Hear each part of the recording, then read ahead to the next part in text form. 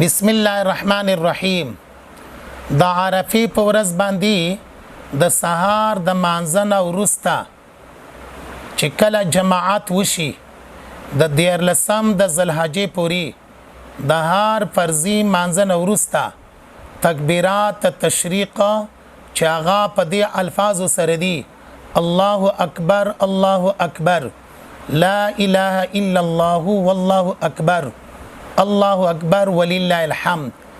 دې تکبیرات وتا تکبیرات تشریق ویل شي.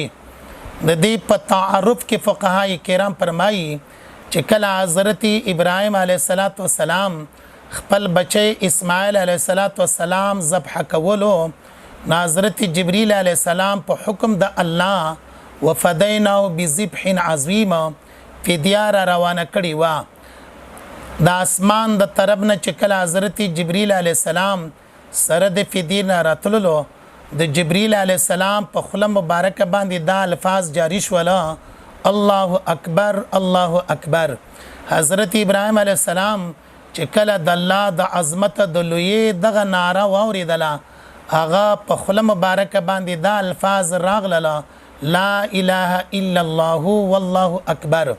حضرت اسماعیل علیه السلام ته فراست باندې معلومه شوله چې الله پاک زما په بارک کې فدیه راولېږله. حضرت اسماعیل علیه السلام په خله مبارک باندې دا الفاظ جاری شوله: الله اکبر ولله الحمد. نو دا د دریو عظیمو هستیو په خلو مبارک باندې دغه الفاظ جاری شوي دي. دی الفاظ ته تکبیرات تشریق ویل شي. بیا دغه تکبیرات تشریق د هر فرضي مانځنه وروسته کاغه نارینه وي یا زنانه وي، مقیم وي یا مسافر وي، په جمع باندې مونځ کوي او کا تنها یوازې مونځ کوي.